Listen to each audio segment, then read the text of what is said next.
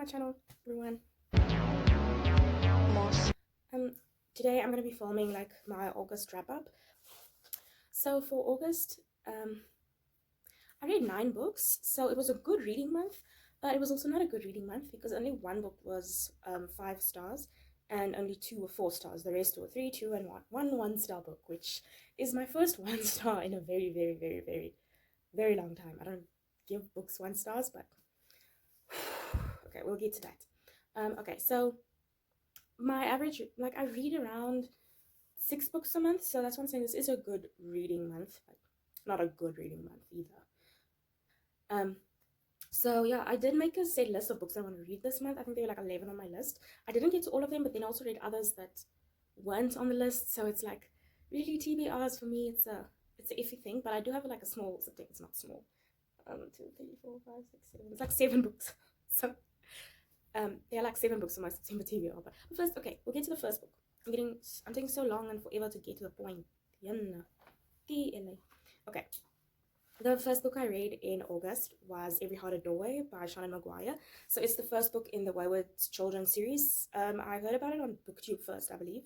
Yeah, definitely BookTube first. I wanted to read the whole series the month of August, but I read the first one and I gave it 3 stars. I wasn't too invested in it. The plot, if you don't know, it's about children who go through different doorways to these magical worlds, and then they come back and then they feel out of place in this real world. So it's like if Alice in Wonderland came back from Wonderland and she's in the real world again. And then these children go to this home where they live and go to school and everything. Because most of these children want to go back to these worlds where they were from. Or at least the school was for children who want to go back. So this first story, we follow Nancy. She wasn't like a death world. I don't know what it was called actually officially. I don't think she knows either. Yeah, so it was a nice story, but I wasn't very invested in the characters. The plot was interesting. It's a YA mystery, I'd say. Wait, I checked the genres. It's definitely YA. There's a bit of fantasy and then there's a bit of mystery. Because in this first book, children are just dying. They're being murdered. It is a very interesting premise, but the book is just way too short. There needed to be, in my opinion, more development. I wanted to get to know the characters more. I didn't feel sad at the deaths of any of the characters because the characters do die. This is like a mystery. But I didn't feel sad for any of the characters that died because I didn't know them. Would I recommend the series? Yes, and I am also going to continue with the series. There are, I think, 4 books out thus far, 4 or 5. I'm actually not sure, I must check, but I will definitely continue with it. It's not a big commitment because they're so short. The second book I read was The Strange and Beautiful Stories of Ava Lavender. This is a YA magical realism story, and initially I gave it 4 stars, but afterwards I gave it 3 stars. I read it for the Books with Friends book club, which is hosted by Spencer from Common Spence and Chloe with Books with Chloe. So they host this book club and they have live shows every month, and the book for August was Strange and Beautiful Stories of Ava Lavender, which follows 3 generations of these lavender women. So it starts with a grandmother, or like great-grandmother actually, grandmother, mother, and finally we get to Ava Lavender. And she's also born with wings. Just if you're wondering where the magical realism comes in. That's not the only part, but she's born with wings. I liked the writing. I'm not a fan of magical realism at all because the writing I just always find too flowery. But in this case, I actually really enjoyed it. And I found the big cast of characters interesting. I liked the big cast. I'm not always a fan of a big cast, but this one I was like, yes, big cast. You good, big cast. Yeah. The storyline was a bit meandering. I feel like the story could have done the same things just in a different way. I don't know how I can explain that better. There are a lot of storylines I feel in this book that just end very quickly, especially when it comes to the great grandmother and when they come from her family's from France. So the book starts when they're in France and just they immigrate to the US.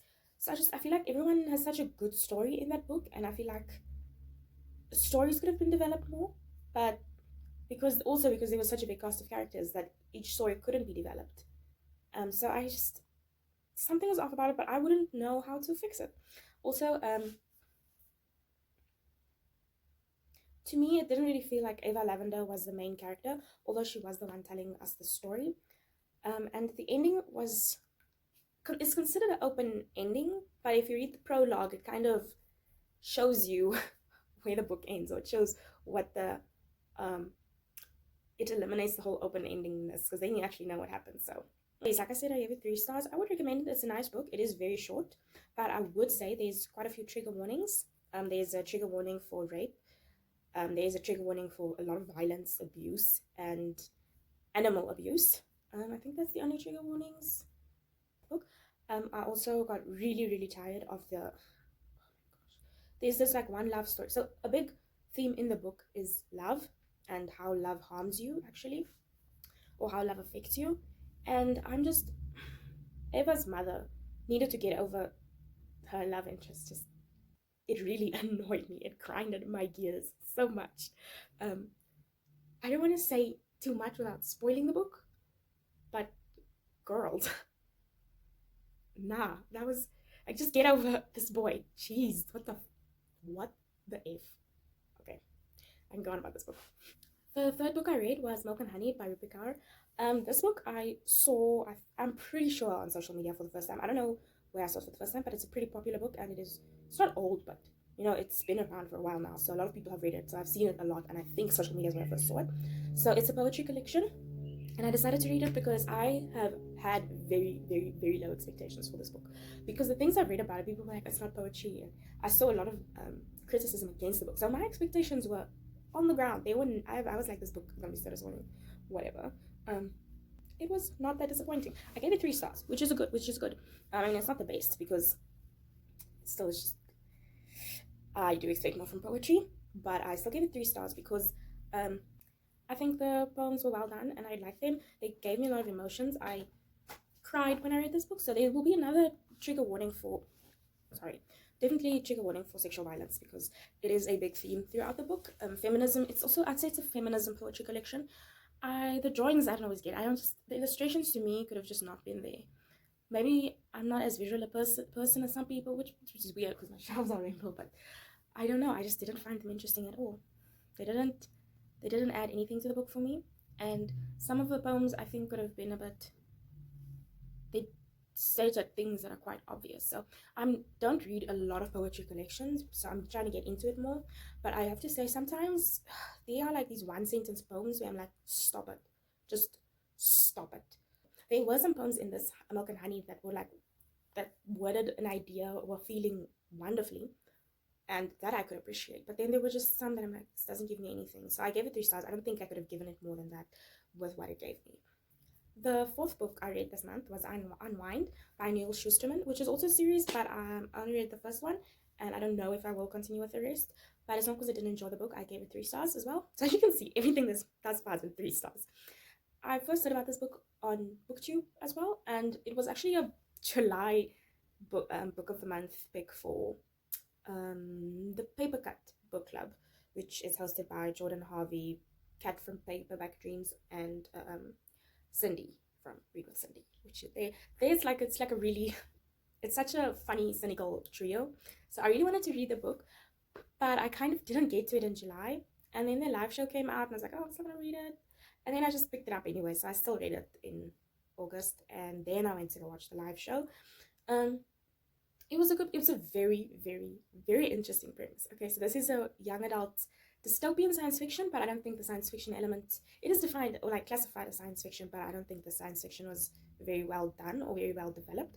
And while I say like the premise is really interesting, it wasn't developed or explored at like nearly as much as it could have been. It had so much potential, but it just wasn't explored. So this book is about after the second civil war in the US, which was caused by reproduction rights. So it was the pro-life versus pro-choice, and in my opinion, no one won, because they came to the conclusion that stalking is legal, and stalking would you just leave your baby on the steps of any house, and the person who opens the door, that's their baby now, they have to take care of the baby.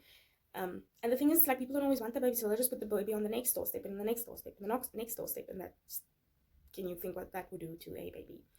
And the second thing that was also decided on was that when a child turns 13, they can be unwind. So from the ages of 13 to 18, you can unwind a child, meaning a child can be like they didn't say killed because that's not what it is. Your like organs are taken, and your like, if not only your organs but every single body part of you will be used, so you become a donor. But this is whether you want to or not. This is your parents' decision. So if you're like a little shit and you turn 13 and your parents are like, well, we're gonna get rid of you now, you're gonna be unwind, then you basically belong to the government, and they take all your organs, your body parts, everything, and use it for other people. So people don't really get they aren't really disabled people anymore, because if your leg is something happened to your leg, you just get a new leg from some child that's been unwind, which sounds horrible. And like, duh, obviously it's horrible. And that is what the story is about. So, like, very interesting premise. Very dark, obviously. But I just didn't think it could go through. I just don't think it used the potential that it had. The story is very dated because it came out, I think, 2007. I'll put the date like somewhere on the screen when it came out, but it is very dated. The characters feel of their time. There's a romance in it, and I thought the romance was really well done. It wasn't one of those romances which just cringy and it's just like, you're like, the point of this romance is literally only to have a romance. For me personally, this romance felt very natural because these teens are both like going through the same thing. They're in the same situation, so I really felt that was appropriate. It fits. I couldn't give it more than 3 stars because I expected more world building, which just didn't happen at all, and that would have made a whole different ballgame. And also, Neil Schusterman didn't take a stance, which I guess could be a bit within the purpose of the book. He didn't want to take a stance, like, so he didn't say, oh, pro-choice or pro-life. There was no what is right, what is wrong, which doesn't need to be a thing in a book. I just thought I would be able to apply this book more to the climate of today, the political climate regarding abortion laws, but it doesn't discuss or delve into the ethics of that. So that was probably the intention of the author, not to do that, but that's what I would have liked, which is why personally I cannot give this book more than 3 stars. But I would recommend it. It was interesting to read, and it is a very interesting premise. The 5th book I read. Kill me now. Okay, so the 5th book I read was Trace Evidence by Kathy Riggs and Brendan. I don't know how to say her surname. Okay, so this is a collection of short stories from the Viral series. Now, I love the Viral series. I read it, I don't want to say growing up, because I started reading it. The first one came out, I think, like I was 14 or 13 when it came out, and that's when I read it. And like there are 5 books in the series, if I'm recalling correctly, and it's such a good series. It's about these, again, it's young adults. It's a young adult mystery, science fiction, like a crime novel. Like, think Bones if you watch the TV show, because it is Kathy Riggs is the creator of Bones. Like Temperance Brennan is like, she's Bones, and Kathy Riggs wrote her series. And then so Virals is just that, but young adult, and it's so cool. It's such a good series. It's about these group of friends who break into a lab and rescue a dog who's being experimented on. They get an infection after rescuing the dog, and this infection does something to their DNA, does something to their bodies. It's never really said what it does, but I think their DNA becomes like mixed with some canine DNA, and they get like superpowers. So they get super hearing and super speed, super strength, like they can see really far, and it's really interesting. It's very fun. The main character I never liked, because she's very, very, very much like, I'm not like other girls. Like, that's the definition of a I'm not like other girls girl. She's that girl. So I never liked her at all. But I still really like the series. Like, her friends are just the best. Like, there's Hiram and Shelton, and I really love them. They're so funny. And in this collection, it's 4 short stories. The first short story was really nice because it's when this friend group first met. Because the first book starts off after they've already met. So they're already friends when you read the first book. So the first short story in this collection tells you about how they met on the beach. And, it's like, the setting is in South Carolina, which is also just really fun. But yeah, there's a turtle stranded, and they save the turtle, and it's just very cute, very cutesy. But the other 3 short stories, just what? Like I said, I never liked the main character because she was always like, I'm not like other girls. In this collection, it's just so much worse. I think like the third story, it's like, then they go to Comic-Con, and she is so obsessed about pointing out how all the other girls are wearing these short skirts, but she's just in like baggy pants, and like, oh, all the other girls are like going to like they're fans of other shows. Oh, she's just a fan of crime, and she's super smart because she can solve crimes. This is this is like how cool she is. And her friends are so lame. Oh, they're so lame. They have interests. Excuse you, you're also obsessed with crime. Let your friends have interests as well. I'm sorry. I just, and it's not the last book I read when I was like 21. Yes, it's because I'm actually very old. The last book I read when I was 21, and I still really liked the book. So, because I thought, like, usually if I go back and read the first book, maybe I won't like it as much. You know, obviously that happens. But the last book I still really enjoyed. Even though, like I said, she is a very I'm not like other girls girl. She's like the worst main character I've ever read about. I really don't like her. But just because I don't like her doesn't mean I don't like the series. But in this short story collection, kill me, please. It's horrible. It's so horrible. Who flirts using the words naughty boy? If you flirt and you like seriously mean it and you're like, you're a naughty boy, that's not, I don't know how to flirt, but I'm pretty sure you can't say naughty boy because that's just stupid and very cringeworthy. I'm sorry. I almost threw the book out of the window when I read that part. I wasn't driving. I wasn't driving the car. I was sitting in a car that was driving. And I almost threw that book out the window because I was like, no, you do not do that to me. And it's just, I would not recommend reading this. This is the book I gave 1 star. And also, I gave it 1 star because my expectations for it was so high. I was so excited to read this book because of the memories I have with the series and what the series was always about. The crime fighting teens, yes, it's not always realistic, but there were high stakes in the books, like life or death high stakes in the book. In the short story collection, there are no high stakes. It's the lowest stakes I've ever read about. There's nothing like those stakes. It was just such a low stakes situation that you don't even care. You're like, do I need to continue? You know, the first story, you're like, oh, this is how they meet. Sea turtles also. Sea turtles are my favorite animal. So that first story, you know, I wasn't expecting there to be any high stakes life or death situations. I just wanted it was a fun story. They did what it could, but it was not enough to rescue the absolute shit show that was the rest of the book. I gave it 1 star, by the way. Would not recommend. If you like the series, only read the series, kick the books in the face. The 6th book I read was This Is Going to Hurt. It was like Secret Diary Entries by Junior Doctor by Adam Kay. And I gave it 2 stars because, again, my expectations were super high. It is a medical memoir, but it's also just defined as a very humorous book. It's supposed to make me laugh out loud. And it did sometimes, but very little. So the book highlights, it's just a bunch of entries from Adam Kay when he was working as a junior doctor. And it was very interesting because I obviously am not a medical student. And I've never been a doctor, obviously, did I? So I don't know what doctors go through. I've never been in a hospital for more than like a few hours. So I've never slept over in a hospital. So I don't know like who's there at night. I don't know. Obviously, I know doctors work night shifts, but the book just really highlighted how intense it can get sometimes and the conditions that doctors are sometimes expected to work under. Obviously, this might not be the same in every country. He works in the UK, so that's how it is like in the UK, and it is very horrible. And it's like these doctors are expected to be superhuman, and I do know people sometimes look at doctors like they superheroes because of what they do and what they're expected to do, and that was really eye-opening, and I found that part very interesting.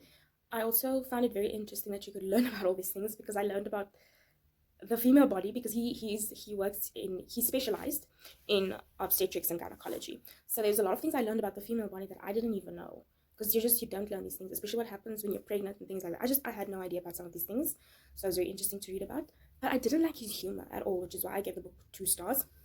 Some of the stories some of the entries I didn't find that interesting, so they could have been removed from the book and made the book a bit shorter because they just weren't that interesting. And then there was also there was especially one joke that really rubbed me the wrong way. There was a Muslim couple, and they had some issues because he's a male doctor, whatever. But then they were like, no, it's fine, just it's what's best for us, and they went through with everything that they could go through, whatever. But he made this joke in the diary entry about asking the husband to go and get him a Smirnoff and a bacon sandwich, and I'm like, why would you think that's funny? I'm sorry, maybe I'm being like, what's the word, a snowflake about it. I don't care. I just didn't find it funny at all. Like, I guess if you are interested in the medical field, I think it would be an interesting book to read. If you're interested in what doctors go through, it would be an interesting thing to read. I also think if you're thinking about going into medicine, if you are still in school and you want to go into medicine, then it's an interesting book to read. But his humor was not my type of humor, and it just brought down the whole book for me. that's your type of humor. You go for it. It was not mine. I didn't like it at all. So, so the seventh book I read was Belgium by Sylvia Plath. It's historical fiction, but it's also semi-autobiographic. It's kind of semi-autobiographical. There are trigger warnings for like depression and suicidal thoughts and self-harming. It's like I said, it's difficult to also rate this book because this is the real experiences of Sylvia Plath, although it's a fictionalized experience. But I have to say, this was the most accurate depiction of depression that I've ever read in my life. I think it was what I was expecting from. Last year I read The Astonishing Color After by Emily X. Arpan, and that was what I was expecting. I was expecting real like representation, and for me, I couldn't relate to it at all. Also because we weren't getting the point of view from the person who was depressed, who was her mother in that book. But in this book, it's the point of view of Esther, who is suffering from mental illness, and it was so accurate. In my experience, like it was super dark and uncomfortable, and like really, it just felt really depressing. I don't know how to describe this book other than that. So it's about Esther, who she gets an internship in New York, and then she comes back home and she doesn't get into this program that she really wanted to, and she really, like in New York already, like her thoughts are really like spiraling kind of, and then when she gets home, it's just like it gets even worse. And then at some point in the book, she's also institutionalized, and just everything in the book just seems very real, and you can like it comes through. You can see that Sylvia Plath definitely dealt with a lot of mental illness as well. It's not obviously an easy book. I would recommend it if you are not triggered by that subject. And the thing is also, if you are suffering from mental health issues and you're at a very dark place right now, maybe don't read the book. But if you're in a better place, I think it's an interesting read, and I'm very glad I read it. I gave it 4 stars. It's a good book, and I think I would recommend it. Again, it's very dark, difficult to read, but I felt very I don't want to say seen, but it's like people understand, and just it's one of those things where you don't feel like you're alone, you know what I mean? I don't want to. Yeah. The 8th book I read was Everything I Never Told You by Celeste Ng, and I gave it 4 stars. It's a historical fiction. It's set in the 1970s with this Chinese American family. The dad's Chinese and the mom's she's a white American. The guy is also an American. It's also something he struggles with. People just don't expect him to be American because he's Chinese, but he is Chinese. And these 2 parents are just the worst parents I've ever read about in my life, because they really clearly and obviously have a favorite child, and it's like I don't care that the other children are going to notice this, but then one day the favorite child, the daughter Lydia, she's missing. They look for her, and then her body is found in a lake. It's not told in chronological order. It starts when they realize she's missing, but then there'll be some flashbacks to how the parents met. So you really get backstory to a lot of the characters, and you also really get to know all of the characters, which is something I really liked about the book. All 3 siblings you really get to know, even Lydia as well. And you feel so sorry for her, even though she's clearly her parents' favorite. They just put so much pressure on her. Oh, by the way, the fact that they find her body in the lake, I don't think that's a spoiler. That's like you see it on. That's like the first sentence in the book is they didn't know she was dead yet. So, it's not. The fact that they find her body in the lake is not a spoiler, so I didn't spoil the book for you. Sorry if you thought that. But because you know from when you read the book, you know she's dead. I think it's even on this. Even if you want to go into the book blind, you'll still know she's dead. I'm sorry. So yes, I did cry a lot during this book. No, I didn't. I didn't cry because I was at work and I was trying to, so I was I don't know if you like. I read at lunch at work a lot, and then I just sit there because I'm like, if someone walks into the kitchen now, they're gonna see me crying. That's not gonna happen. So I was just sitting there being like, blinking back with the tears. But yes, it is a good book. It is very sad, very difficult to read, because you obviously, through reading this book, you already know Lydia is dead, and if you get into the parts about Lydia where you get to know her a bit more, it's just so much more heartbreaking, because you know that she's gonna die. And just everything that all the siblings go through. I just want to hug them all, and I want to adopt all of them, because their parents, I think, in my opinion, are really shitty parents. I think Malin and James, those are the parents, they're just the worst parents I've ever read about. And I don't know if that is like the point of the novel, but they're just horrible parents. Like,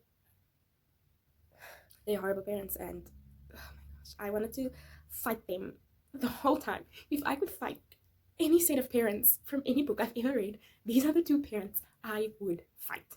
Okay, I didn't give it 5 stars. I gave it 4 stars. I couldn't give it 5 stars because 4 stars is still, it's a really good book and I would highly recommend it, but it's not my new favorite book.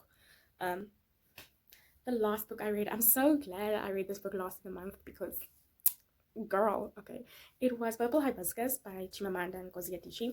And if you've seen the video where I'm like, what I'm currently reading, obviously I was a fan of that book while reading it, but I've now finished it and I've given it 4. I've given it 5 stars. 4? No, she doesn't deserve 4. She deserves 6. But I could only give her 5 because that's where Goodreads stops. And that's also where my rating system stops. That's a really good book. I would highly recommend it. It came out like in 2004 already, so this girl's very late on the train. But the thing is, that's my life. Late to everything. I'm late also physically. I'm late to events. I'm dumb.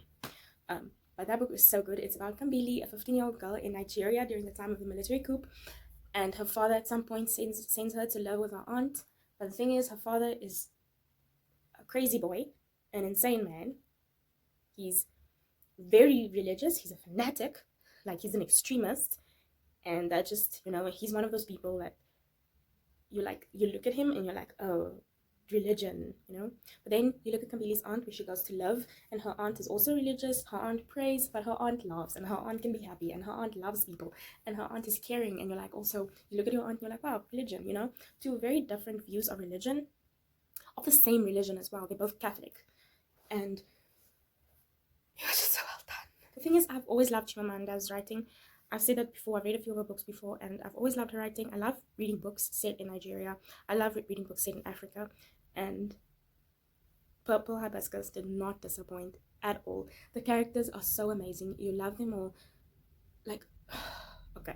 Like, even if they're a horrible character, like, they're horrible, they're mean, they're not a good person, the character is still very well done. And there's so much depth to the characters, even the bad ones. So, like, Kambili's father, for example, Eugene, is a very complex man. Because, like I said in my previous video, he literally abuses his family. But then you find out about these other things at the end of the book, and you're like, what? Like, I still don't like him. I'm not condoning any of the things he does. But what I'm appreciating is the fact that this is not a one-dimensional character. All the characters in this book, they're so dynamic. They change, they have characteristics. They have, like, this way they do things. Just, oh my goodness. Just, it's so good. It's so good. And, like, obviously I cried reading the book. And the end, I cried like a little bitch I am. But even now, I can't stop smiling just thinking about the book and how wonderful it is. And I cannot wait to read another Chimamanda book. I might pick up Americana first, because it's the only other one I own. Actually, it's the only one I own. The others I get from, like, the library. Thank you to everyone who subscribed to my channel. I really appreciate it. I appreciate every single comment. And I like replying to the comments. And I haven't had too many discussions about books, but I'm still keen on it. So if you are interested in reading any of the books I mentioned, even Trace Evidence, let me know what you think. If you've read Virals at all, because it's not a talked about series, and I love that series. Let me know. Put a girl up. Be like, yo, this is what I thought about it. But yes, I appreciate everything. All the likes, all the comments, all the subscribing people.